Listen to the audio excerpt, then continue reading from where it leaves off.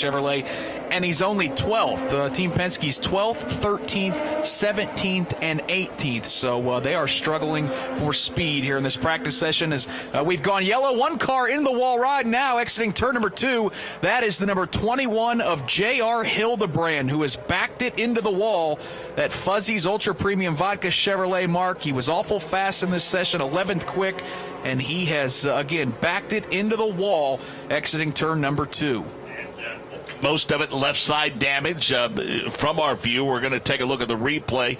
He gets really, though, the left side's below the line, and then he was along for the ride after that. And it looked like, hopefully, Nick, mainly bolt-on stuff at the rear of the car. He did scrub a lot of speed off before he made contact. Boy, and how about that shot for those joining us online? That's the car owner, unfortunately, having to watch one of his cars of J.R. Hildebrand hit the wall. That onboard shot of Ed Carpenter as, again, yellow flag is out at Iowa Speedway. As you mentioned, yeah, it hit it pretty solid. The nice thing is those rear wing assemblies are built to take a good shot. That rear wing assembly obviously is trashed, and these teams, they bring multiple replacements. They're going to have to take a good look, though, Mark, at the rear suspension and the gearbox of that race car to make sure that nothing is damaged as J.R. Hildebrand has brought out a caution here at Iowa Speedway. He got really low in turn number 1. The left side yellow's well below the line, and that upset the balance of the race car. So maybe we can hear from J.R. Hildebrand before we wrap up this session. Let's go back to pit road and Jake Query. Mike Hull, as you guys had mentioned, the practice session has come to an end for Scott Dixon, who has already gone back to the paddock area.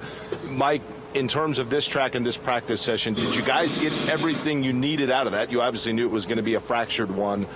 Or indeed, is it a penalty in the fact that there's still something out there for you to chase? I think you're always trying to learn about the racetrack, so when it ends, you always want to do things. We had a list to go through this morning, and we got through that in the time that IndyCar decided to give to us today. In terms of getting everything out of the car itself and feeling like you kind of hit it in terms of rolling off, let's say on a scale of 1 to 10, if 10 was hey, this is a really perfect car where we want it to be at this point in the weekend, where are you right now? Well, you know, the thing is we concentrate on today, number 1. We didn't get to test here. Some people did test here, but you get private test days at certain racetracks during the year, and we chose not to come here. But rolling out of the truck today and onto the racetrack, thought our car was pretty good, pretty balanced, got a lot out of it. We're going to line up and qualify next, and then race practice tonight. So, yeah, happy to be at the Corn 300. Be it either tracks that we no longer go to or that we do indeed see still on the schedule, is there anything that replicates Iowa that you can kind of use to feed off of? I don't know. We were talking about that this morning a little bit. We think this is probably the last oval track that has been built in the United States. And the soft walls don't have a barrier behind like a lot of other permanent circuits, so it's full width here.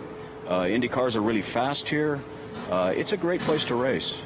Lastly, how about the tires? Any way to know just yet what the tire compound in terms of this? You get 10 sets, so does it appear as though that's pretty adequate? Well, I think 10 sets is probably not enough, to be honest about it. We'd like to have more simply because with the length of the race and the nature of the racetrack, the tires degrade quickly here, so we'd like to have more than 10 sets, although I suppose it seems ample. Tires themselves are good. Firestone does a great job.